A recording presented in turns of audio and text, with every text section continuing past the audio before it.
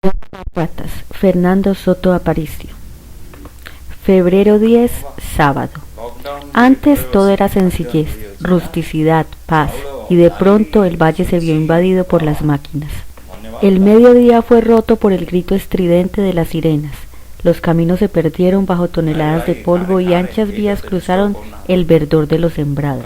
Los árboles, cercados por el humo, envejecieron y terminaron por perder sus hojas y sus nidos. Y el silencio, ese bendito silencio que era como un manto protector tendido sobre el campo, huyó para siempre hacia las montañas. Así como el paisaje, los rostros cambiaron también.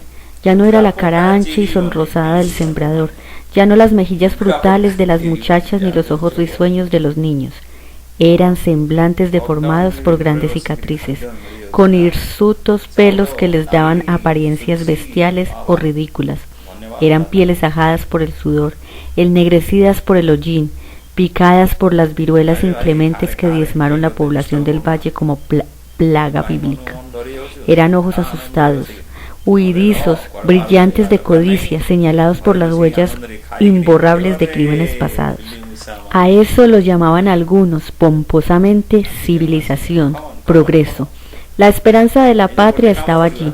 Con el sacrificio de unos pocos se aseguraba la tranquilidad de muchos.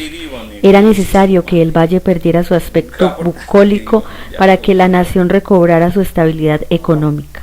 Al menos, tales cosas decían los oradores que acudieron a convencer a los campesinos de la conveniencia de abandonar las cosechas, de trocar la azada por la piqueta, de cambiar el maíz por las piedras negras del carbón y de acabar con los mansos burrillos de carga para reemplazarlos por los camiones de color rojo oscuro como teñidos de sangre.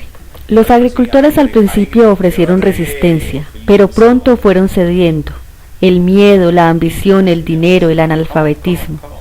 Después de que se descubrieron las minas de carbón en aquel vasto territorio, llegaron de los diversos puntos de la República gentes de toda condición social, pero generalmente desheredados, fugitivos y vagabundos. Rondaron por entre los cultivos, acudieron hasta las casas hospitalarias siempre abiertas al forastero y en ellas fueron infiltrando la savia de sus pensamientos, el veneno de sus convicciones, el lenguaje rebuscado de sus argumentos. Entonces, los dueños de pequeñas parcelas, verdes en invierno, doradas en verano, tuvieron que abandonarlas, entregándolas a la voracidad de los compradores. Algunos inclusive se vieron amenazados de muerte, pero los más terminaron cediendo de buena gana ante las promesas de un futuro de abundancia y prosperidad. Luego de conquistada la tierra vino la invasión mecánica, camiones, palas, grúas. Crujieron las montañas centenarias al sentir en su base la puñalada del acero. Se descuajaban con quejidos casi humanos los árboles enormes de los boscajes. Y las casas humildes, fabricadas de paja y barro, cayeron en sus ensueños ancestrales ante el empuje de la codicia. No eran malas, quizá, las intenciones de los que esbozaron el proyecto, pero a través de centenares y de cerebros diversos, las palabras y los pensamientos fueron deformándose, y aquellos hombres silenciosos y rústicos no adivinaron lo que vendría. Ocurrió pronto. El valle estaba habitado por 12 o 15 familias regadas en todas direcciones. El rancho de los Morenos, la fundación de los Montoyas, la casita de los Ramírez, así por todos lados. Un hombre amigo, un rostro sonriente, una mano franca, y luego de la irrupción del progreso, fueron decenas de familias agrupadas en barrios miserables, apiñadas como tallos de trigo.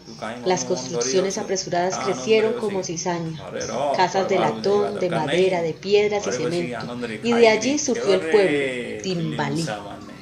Eran rostros y conciencias distintas, pero eran un solo idioma. Y de súbito llegaron los extranjeros, ingleses, franceses, alemanes, desterrados los unos, atraídos los otros por la sed de fortuna, guiados los demás por intereses de variada índole. Penetraron al valle las palabras duras, metálicas, los rostros colorados y los cabellos rubios, casi blancos. Mujeres altas y pálidas reemplazaron a las hembras morenas y ardientes de antaño. Construyeron casas de aspecto raro, con los tejados terminados en punta, con puertas de vidrio y de metal, y fundaron, a un lado del pueblo de los trabajadores, una especie de barrio, con calles pavimentadas.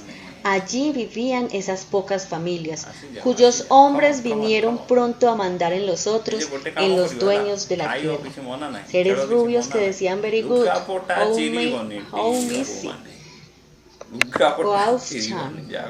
Invadieron las oficinas construidas apresuradamente en las estribaciones de la montaña, y los que antes fueran amos absolutos de aquellos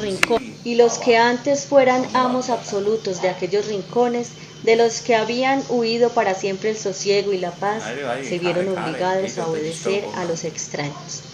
Principió la explotación de carbón en gran escala. Las montañas que rodeaban maternalmente el valle contenían una incalculable riqueza. Bajo la tenue capa de verdura se ocultaban millones de toneladas de mineral, tanto que en 50 años apenas si se haría pequeña mella en su inmensidad. Por los campos ya secos y abandonados se tendieron los caminos metálicos. Los hombres, inclinados sobre la tierra, clavaban en su vientre largas púas de acero para sostener las líneas por las que meses después corrían veloces locomotoras lanzando al aire sus eructos negros y arrastrando tras de sí largas filas de carros que transportaban carbón hacia la capital. Todas las escalas sociales vinieron a formar el pueblo de Timbalí. Desde los extranjeros que pisaban la tierra aquella, buena y acogedora, como dominándola, como amenazándola, hasta el pordiosero, hasta la prostituta. Entre los hombres atraídos por el vértigo llegó una mañana de tibio verano Rudecindo Cristancho. Era alto, delgado, de apariencia débil, la espalda inclinada siempre, los ojos bajos, la boca cerrada herméticamente, con las palabras justas para medio hacerse entender, las manos grandes, nervudas, descarnadas, largas y magras las piernas. Esto en lo físico, y en lo intelectual resignado hasta el sacrificio, pero no por heroísmo, sino por ignorancia. No supo nunca quiénes fueron sus padres, ni le interesó averiguar. Sus recuerdos arrancaban de una época muy remota. Trabajaba en una finca como mandadero y soportaba los latigazos del dueño cada vez que no cumplía cabalmente sus deberes. Quizá desde entonces le nació esa resignación fatal, completa, terrible, ya que su alma había sido cruelmente deformada por la vida misma. Después de este periodo doloroso se encontraba en la cinta de sus evocaciones, trabajando como mecánico en un taller en una ciudad lejana ya esfumada en la memoria, y luego pastora era su esposa. La conoció en el campo en donde estaba colocado como jornalero ganando 60 centavos diarios. La mujer era bonita. De ello hacía algunos lustros ya. Se enamoraron, la mujer era bonita, buena hembra, como decían los vecinos. Rudecindo se sintió fascinado por sus ojos negros, su rostro fresco y sano, su cuerpo vibrante y erguido y su olor de mujer plena, y se casaron. Una fría mañana de septiembre, en la iglesia de un pueblo distante cuyo nombre había olvidado ya. Vinieron los sufrimientos, las miserias, días enteros en que apenas tuvieron con qué comprar el pan. Después les llegó una niña. La pusieron María Elena de Nuestra Señora de las Mercedes, pero todos desde pequeña le decían cariñosamente Mariena. Tenía 14 años. Bajo la tela del traje se le insinuaban los senos. A la espalda le caían las trenzas, como gemelos chorros de sombra. Tenía los mismos ojos de la madre, grandes, negros, iluminados, y la piel morena pálida, con transparencias nacarinas cuando la invadía el pudor. Luego nació el hijo, Francisco José de la Santa Cruz, pero le decían Pacho, para ahorrar tiempo. Tenía 12 años, era delgaducho como el padre, pero al contrario que él, de un carácter vivo, alegre, emprendedor y también violento, porque en su alma infantil, que había copiado como una filmadora las amarguras y las traiciones, brotó una chispa de rebelión que permanecía oculta, agazapada como una fiera que, en ocasiones, enseñaba las garras. Esa era la familia de Rudecindo Cristancho, su mujer, su hija, su hijo y posiblemente otro. porque Pastora hacía ya 7 meses que estaba embarazada. Tal vez el mismo Rudecindo no supo de dónde había llegado ni a qué. Quizá lo empujó el vértigo, ese que llevó al valle a tantos hombres, a tantas mujeres, a tantos niños. Todos con la ilusión de una riqueza fácil, de un jornal suficiente, todos con el anhelo de vivir mejor, de dar un vuelco a la monotonía de su tránsito por el mundo. Eso los guiaba hacia el progreso creciente de Timbalí. Una ansiedad oculta a veces manifiesta, pero siempre existente, por cambiar de vida, por mejorar, por tener con qué comprar un traje nuevo, una silla, una mesa, lo que, en síntesis, constituye la felicidad, conforme la conciben muchos. Esa felicidad material, esa satisfacción de los sentidos, agua para el sediento, pan para el hambriento, ropa para el desnudo. Cama blanda para el fatigado, consuelo para el afligido, todos corriendo tras de la felicidad, y ésta siempre esquiva e inacible, porque detrás de cada sueño realizado hay otro para realizar. Pero Rudecindo Cristancho llegó al pueblo, a Timbalí, a sus calles limpias, pavimentadas, a cuyas orillas se alzaban quintas construidas con todo lujo, a sus callejuelas torcidas, desiguales, bordeadas por covachas de lata y de ladrillos, a Timbalí, el que estaba llamado a ser, sin duda, el principal centro minero del país. Vino desde un punto indeterminado, desconocido, desde la vida. Trepado sobre una piedra en la pequeña colina que dominaba las modernas instalaciones que habían roto la paz primitiva del valle, contempló el horizonte, después bajó los ojos y los posó en la que ahora sería su ciudad, en los techos hundidos de las casas pobres y en las construcciones elegantes del barrio de los extranjeros. Luego auscultó la montaña. Su corazón era negro, y en esas rocas brillantes y duras estaba el porvenir, no el de la patria. Esta era para Rudecindo el pedazo de tierra que tenía bajo sus plantas. En cualquier momento, en cualquier circunstancia, era el cielo, la luna, el viento, los árboles. Aquello era la patria. Pero solamente lo que abarcaban sus ojos, bajo la capa verde-azul de la montaña, estaba su futuro, el suyo propio, el de su esposa y el de sus 2 o 3 hijos. Con el brazo largo y descarnado, hizo una seña en el aire. Pastora subía la cuesta trabajosamente. Tras ella, con una maleta a la espalda, iba Mariena, y cerrando la marcha caminaba Pacho, con sus 12 años y su rebeldía. Ya llegamos, mija. Mira aquellas casas tan famosas, serán sin duda de las que llaman místeres y museos. Y estas de aquí, estas de latón, deben ser las de los pobres, como nosotros. Anda, ayúdale a la china que ha de venir cansada, dijo la mujer indiferente, con los ojos lejanos, como empañados por un velo de humo. Su vientre se adivinaba grávido bajo la tela floreada del delantal. Descendió de la piedra. Mariena le entregó el paquete que contenía la ropa de todos. La ropa, unos pantalones de dril de Rudecindo, 2 batas viejas de Pastora, 2 faldas y una blusa blanca de Mariena, y un vestido de paño muy gastado ya, que el último patrón había regalado a Pacho. Bajaron de la colina. El sol enviaba sobre la tierra seca, calcinada, estéril, sus llamaradas de verano. Allá en la falda de la montaña, con ronco son vibraban los motores que controlaban los largos cables por donde avanzaban las góndolas, llenas de carbón, que depositaban bajo los brazos metálicos de una enorme torre, en donde luego eran cargados los vagones del ferrocarril. Un vaho turbio, espeso, casi negro, ocultaba a veces el cielo. Era el humo producido por las máquinas que continuaban penetrando con el acero de sus cuchillas en las entrañas de la cordillera para sacar de ella grandes bloques de roca que facilitaran el paso de los mineros. Rudecindo llegaba con su familia como tantos otros. Timbalí era un puerto, una ciudad abierta. Todos sus caminos estaban francos, y los que allí penetraban creían que esas trochas llevaban el progreso, a la estabilidad económica, al ahorro, al bienestar. Con ese mismo pensamiento, con idéntico anhelo, los 4, 5, descendieron rápidamente al valle. Ya deben ser las 9. ¿No crees que debo ir a preguntar por el trabajo? Y sin conseguir la posada. Esto está feo, feo. Pues pregunta en aquella casa, esa blanquita de la esquina. Puede ser que nos dejen pasar la noche. Pero los dueños no consintieron.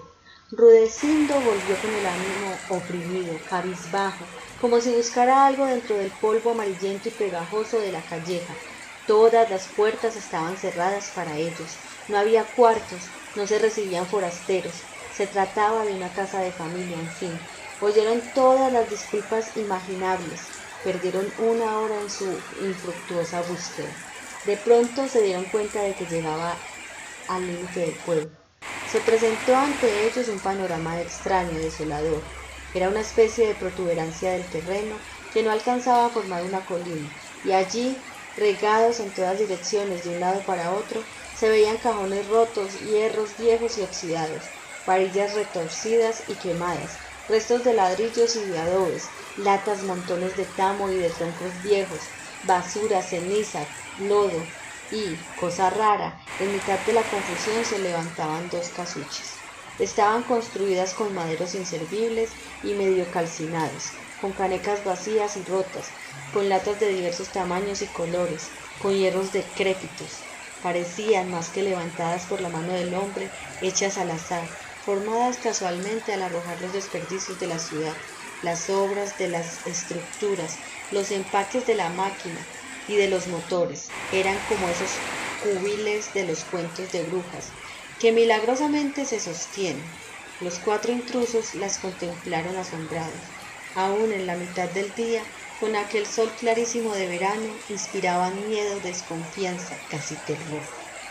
Parecía como si de repente de aquellas puertas improvisadas fueran a seres fabulosos para rechazarlos por su intromisión en sus dominios prohibidos. Oyeron nítido el llanto de un niño. Venía de una de aquellas chozas. Lo vieron luego asomarse a la puerta de la cabaña. Era pálido y delgado. Desde lejos se veía la anemia en su cuerpo débil y blanco. Tras él apareció una mujer joven. El pelo alborotado le tapaba la frente y le caía por detrás sobre los hombros, que el traje modelaba. Se quedó quieta mirándolos. Los ojos claros tenían una fijeza martirizante. Rudecindo bajó la cabeza conforme a su costumbre, pero Pastora, desesperada ya de la inútil caminata, se acercó a la desconocida. «Buenos días tenga la patrona». «Buenos. Venimos buscando posada. Llegamos al pueblo a trabajar. Todos nos han cerrado la puerta en las narices». «En aquella casa no vive nadie». «¿Y de quién es?» «No tiene dueño, esta tampoco. Aquí no nos molestan». El niño había dejado de llorar y los miraba.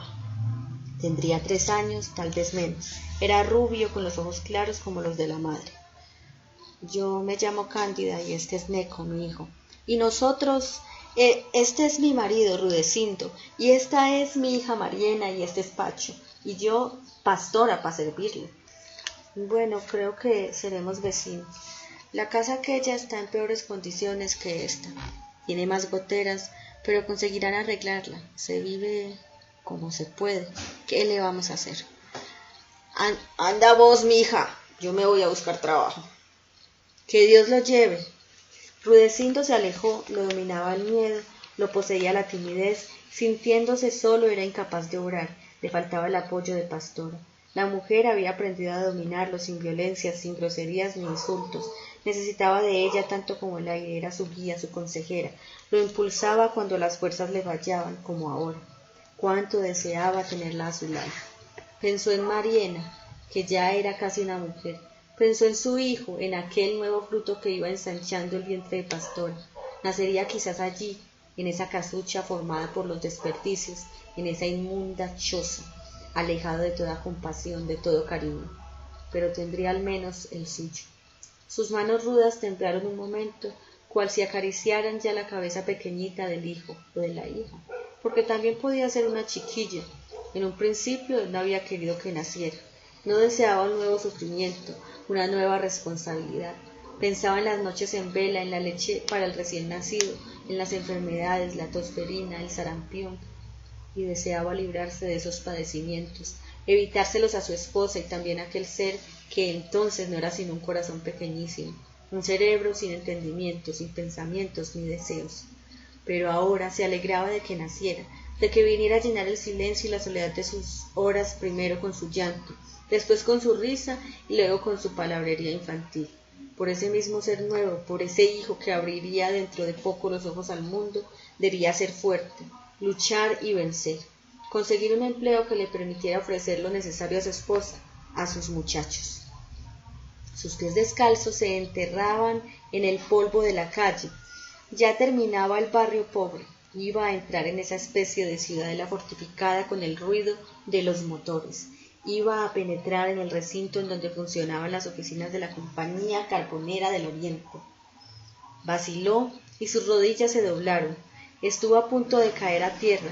Le entraron deseos de echar a correr, de volver al lado de Pastora y de sus hijos para decirles que aquel sacrificio era demasiado grande para él. Estaba acostumbrado a trabajar en el campo como peón, destapando zanjas de aguas podridas, derribando árboles, cortando zarzas, trepando el vientre fecundo de la tierra para depositar los granos. Pero ante aquella mole de ladrillo y cemento, ante aquel edificio de 2 pisos con ventanas enormes que parecían querer engullírselo, sentíase empequeñecido, solo, abandonado. Evocó a su esposa, a sus hijos. Recordó que no tenían un centavo y avanzó. Debía desterrar de su pecho sus temores ridículos. Él era un hombre como todos los demás. Como todos no, porque allí entraban unos señores elegantemente vestidos, fumando, hablando, y él no estaba bien vestido, ni fumaba, ni siquiera podía hablar porque la voz se devolvía, se enredaba en su garganta y amenazaba con asfixiarlo.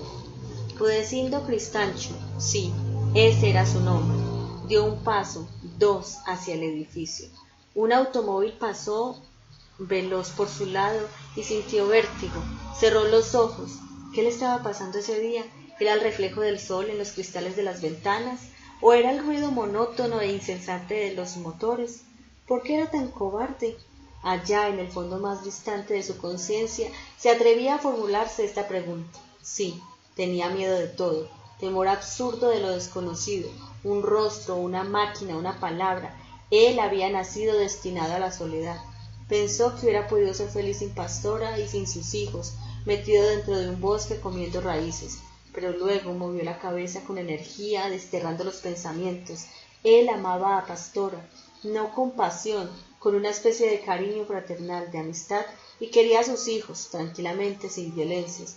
Por ellos podría sacrificarse, y ahora necesitaba el valor, por Mariela, que ya iba siendo mujer, por Pacho y por ese otro hijo o hija que estaba esperando a que se cumpliera el plazo estipulado para conocer el mundo y sus dolores, sus sufrimientos y sus miserias. Caminó decidido. Al doblar una esquina del edificio, vio una larga fila de hombres, se detuvo, estudió los rostros con su mirada quieta, estúpida. Todos eran sujetos de su misma edad, 40 años, quizá menos, quizás más. Los ojos enrojecidos, las manos nervudas y negras, las barbas crecidas. Iban unos con overoles de dril azul y otros llevaban ruana a pesar del calor sofocante de mediodía. Quiso preguntar, pedir una ayuda, un consejo, pero de nuevo se sintió débil, dominado. Era el mismo miedo, ese maldito miedo de siempre, esa ansiedad dolorosa que le oprimía la garganta, impidiéndole respirar. ¿Era por aquí donde se consigue trabajo?, preguntó al fin tragando saliva al último de la fila. Sí, coja cola. Cola. Que se haga detrás de mí, aquí todo es por turnos. Ajá. Y allí estaba, parado o avanzando con una lentitud desesperante, un paso y un minuto, otro paso y otro minuto.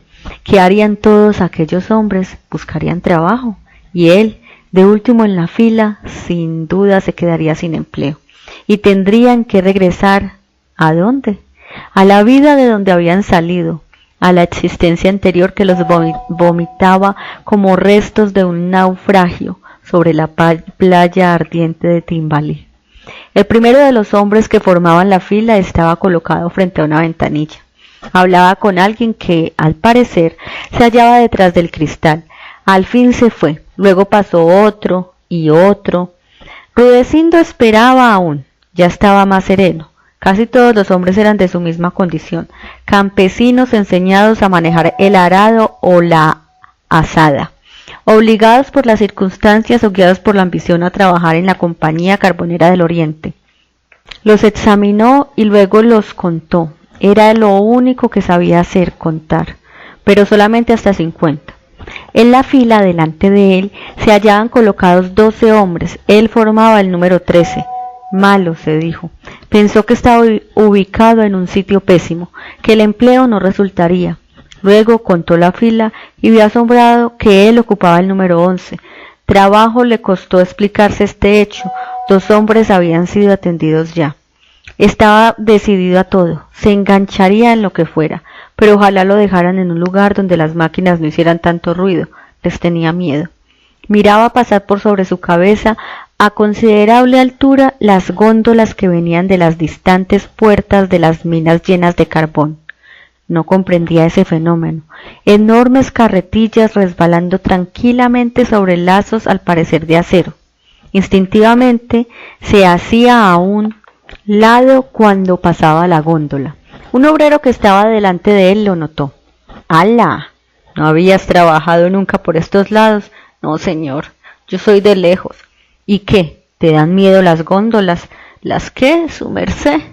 Los bichos esos, y la señaló con el dedo. Me parece que han de venirse encima. El compañero rió. ¿Vienes a buscar trabajo? Sí, señor. ¿Y qué sabes hacer? Pues, yo trabajaba antes en el campo.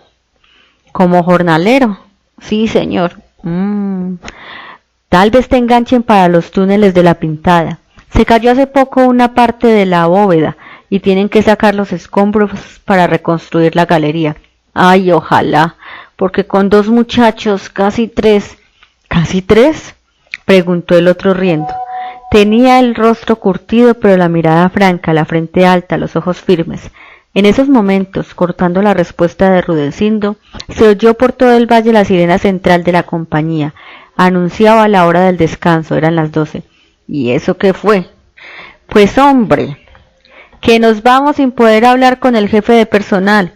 ¿Y él quién es? El que da y quita los empleos, el que atiende las solicitudes, en fin, el que maneja las oficinas. ¿Y por qué no podemos hablar? Preguntó viendo que ya todos los de la fila, 5 nada más, se marchaban hacia distintas partes. Porque son las 12. ¿Y hasta qué horas hay que esperar, su merced? Hasta el lunes. Hoy es sábado y por las tardes no hay oficinas. Y no me diga más, su merced, no sea pendejo.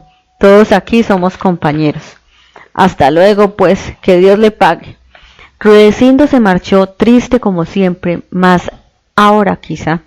Llevaba a su casa una mala noticia. No había podido siquiera solicitar un empleo. Nadie oyó su voz llena de angustia. Ninguno de aquellos extranjeros rubios que decían palabras incomprensibles pudo escuchar sus frases suplicantes. Tendría que esperar hasta el lunes, como le dijera a su compañero. Sábado por la tarde, domingo, casi 2 días. Sin pan, sin dinero, sin amigos. Pensó en la mujer de los ojos claros. ¿Cómo era su nombre? Cándida, sí, Cándida. Y el chiquillo no recordó. Hizo un esfuerzo, pero fue en vano. Sintió hambre, era como si llevara en el estómago una garra que se le clavara dolorosamente. Apresuró el paso, hallaría un consuelo en las palabras de su esposa. Pensó en Mariena, ya estaba hecha una mujer y era bonita como pastora cuando la conoció. Ahora, después de 15 años, ya la encontraba ajada, marchita, seca. Atravesó casi corriendo aquellos caminos negros que conducían al edificio de las oficinas. Luego lanzó una mirada oblicua de temor y de rencor a un tiempo hacia las lujosas construcciones de los extranjeros y penetró en el poblado de los pobres. El polvo amarillo se metió por entre los dedos desnudos. Lo apartó furioso como si quisiera alejar a un ser tangible, maligno.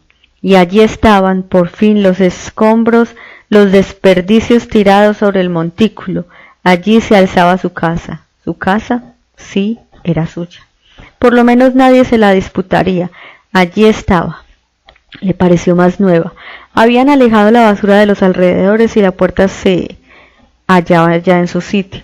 Siempre le había gustado llegar a su hogar y entraba a él alegre, esperanzado, pero ahora su entusiasmo se desmoronó lentamente. Llevaba una mala noticia: 2 días sin pan, sin dinero, sin pan. Hola, ¿cómo le fue? La voz clara, mimosa, lo despertó de su amargura. Era Cándida. Bien, su merced. Esto mal, porque tengo que volver el lunes. Había mucha gente, una fila. No se preocupe. Ahora están necesitando obreros en la pintada. Creo, así me lo dijo el diablo. ¿El diablo?, preguntó Rudencindo santiguándose. Es un amigo mío al que llama así, le contestó riendo. En la puerta de la choza apareció Pastora, el rostro ajado, las mejillas y los senos colgantes, hinchado el vientre por la proximidad del hijo. ¿Entonces tienes que volver el lunes? Sí, mi hija. ¿Y cómo comeremos hoy y mañana? No hay por todo sino 30 centavos. Yo puedo ayudarles en algo, dijo Cándida. Compartiremos la sopa, no es gran cosa, claro. Dios se lo pague, señora, dijo Pastora, inclinando la cabeza y envolviendo la punta de su delantal en los gruesos y deformes dedos de su mano izquierda. Bueno, camine usted, me ayuda, ya casi está. Pero habrá que ponerle un poco más de agua y de sal. Pastora salió con Cándida hacia la casa vecina. Rudecindo se sintió avergonzado. Aquella muchacha desconocida tenía que compartir con ellos su almuerzo, para que no padecieran hambre. Interiormente la bendijo, debía ser un ángel, era su salvadora. Las 2 mujeres se afanaron en torno del rústico fogón. Sobre 3 piedras desiguales se sostenía una olla de barro de regular tamaño. De ella salía un humillo blanco y tenue que se perdía en el aire canicular del mediodía. Pastora sopló con fuerza y las llamas lamieron los negros costados de la olla. Devoraron la sopa.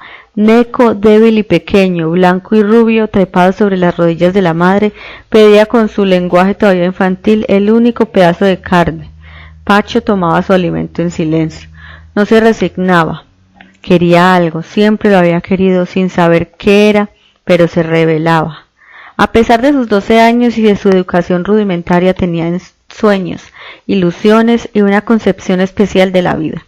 Pastora miraba la carne y le temblaban las manos. No era hambre, era un deseo intenso de saborearla, de apretarla en los dientes.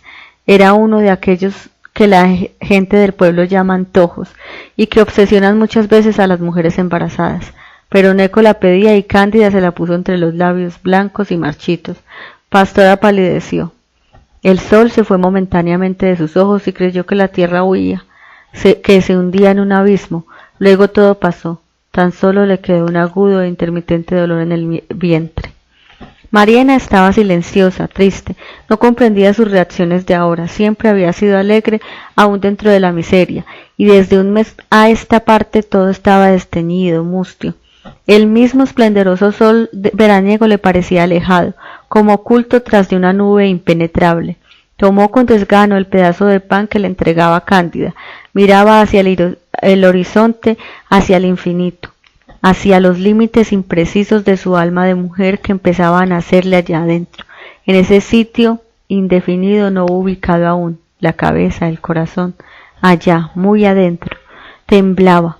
Elevó en el aire su mano blanca y fina, la miró. Los dedos estaban más largos, más delgados, la piel más suave, más sonrosada. Sí, algo había cambiado. Una opresión extraña la estremeció.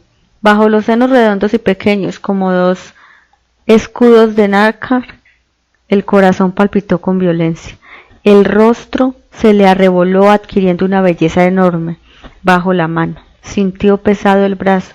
Unas ganas absurdas de llorar la poseyeron, la dominaron, pero contuvo las lágrimas que estaban asomadas al borde negro de sus pupilas. Se pasó los dedos por la cara. ¿Desde cuándo tenían sus mejillas esa suavidad inusitada? Se incorporó. El viento la ciñó toda como una seda acariciante y traslúcida. Allá queda la tienda de Joseto, informó Cándida, señalando con el índice extendido una casa de ladrillo. Es muy bueno, nunca le niega a uno nada. Yo voy a llevarla, añadió mirando a Pastora para que la conozca y le deje fiado su pan diario, pero será cuando su esposo consiga trabajo. El lunes, mediante Dios, dijo Rudecindo sin mirar a Cándida. Sí, el lunes, repitió Pastora como un eco. Los dolores del vientre iban pasando ya, y ella sentía cómo se agitaba en sus entrañas esa vida que empezaba a crecer hacia el sufrimiento, como una llama que después apagaría la muerte. Hoy es día de pago y por eso todos están borrachos, comentó Cándida distraídamente. ¿Hoy? ¿Cómo es sábado? No, aquí les pagan por décadas. Y al ver que sus oyentes no la entendían, explicó, cada 10 días. ¿Hay peleas? Preguntó temerosa Mariena. Sí, se agarran a cuchillo, a botellazos, por cualquier cosa. Rudecindo alzó los ojos asustado. Entonces oyeron un grito que venía de la tienda de Joseto. Estaban en ella varios sujetos. Desde mediodía ya iba a caer la sombra. El sol se había metido tras de la negra montaña, cuyas entrañas estaban siendo continuamente atormentadas por los picadores, en el fondo de las galerías apocalípticas por donde circulaban las vagonetas cargadas del mineral que luego vertían a las góndolas. ¿Qué es lo que dicen? Gritan vivas a un partido o al otro. Hay de todo. Y cuando están borrachos no respetan ni tienen miedo.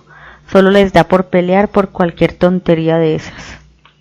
No tenían miedo cuando estaban ebrios, pensó Rudecindo. Él tampoco lo tendría si tomaba cerveza o aguardiente o chicha. Lo tendría, sería agradable no tener miedo, plantarse delante de otro, gritarle cualquier cosa ofensiva y verlo reaccionar sin que le temblaran las piernas, sin que se le trabara la voz ni se le nublaran las pupilas. Sí, sería muy agradable. ¿La señora vive aquí sola?, quiso saber Pastora. Sí, casi siempre. Hay noches en que... Pero se calló advirtiendo la presencia de Mariena.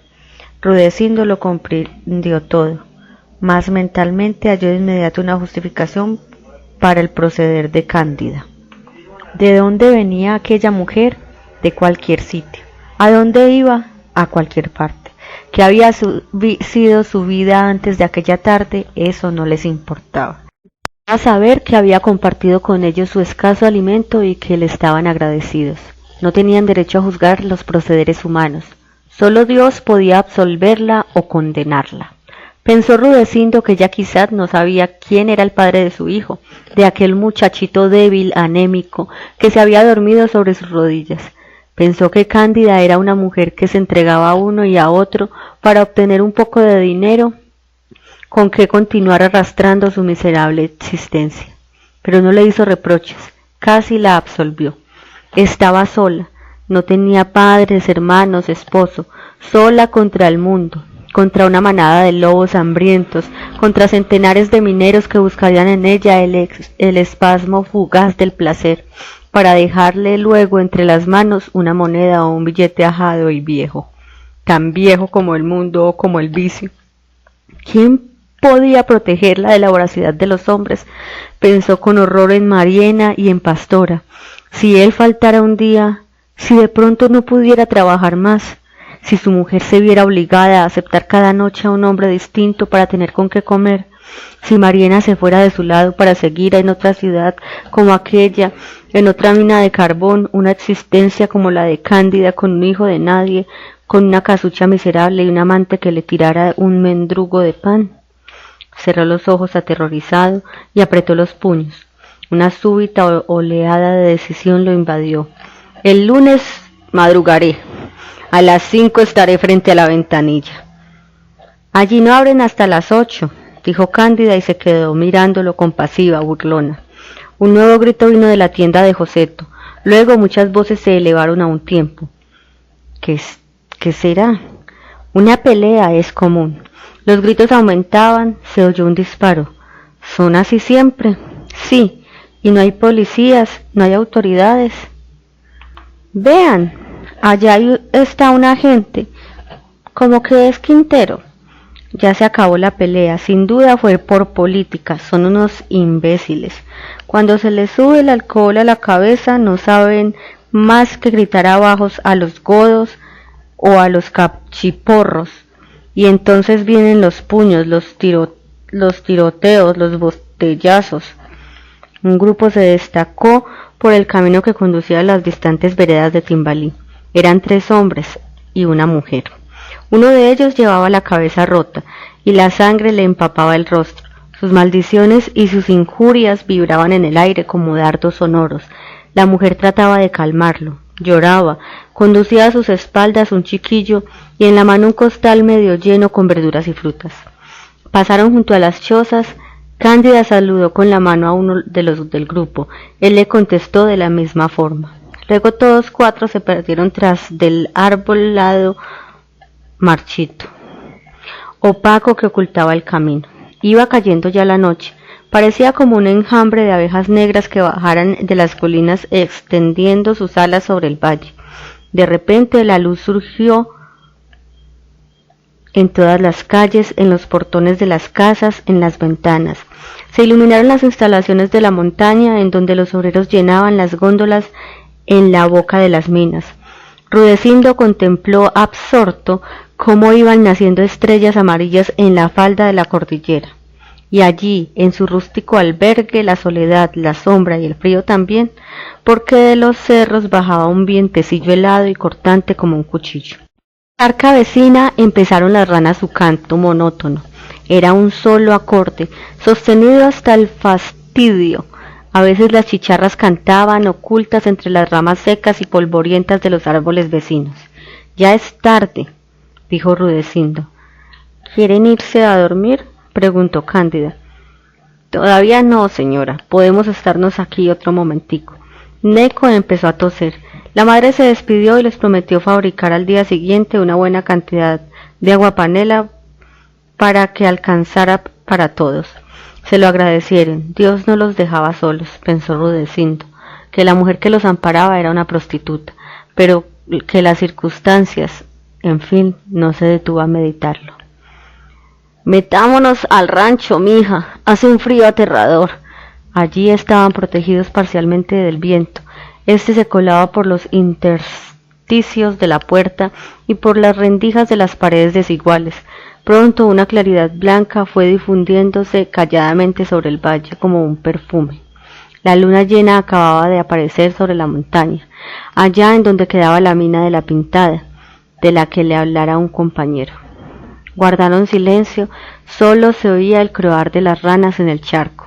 El viento silbaba monótono, lúgubre. Entonces se estremecía a Mariena. Era como si oyera palabras imprecisas, como si la sombra tuviera pupilas múltiples. Nuevamente la martirizaron los deseos de llorar. Allá, en la oscuridad, nadie advertiría sus lágrimas. ¿Pero para qué? ¿Qué motivo tenía ella para...? No pudo decirlo. Se acarició el rostro con la mano derecha. Notó más carnosos sus labios. Sí, había cambiado mucho en esos días, inexplicablemente.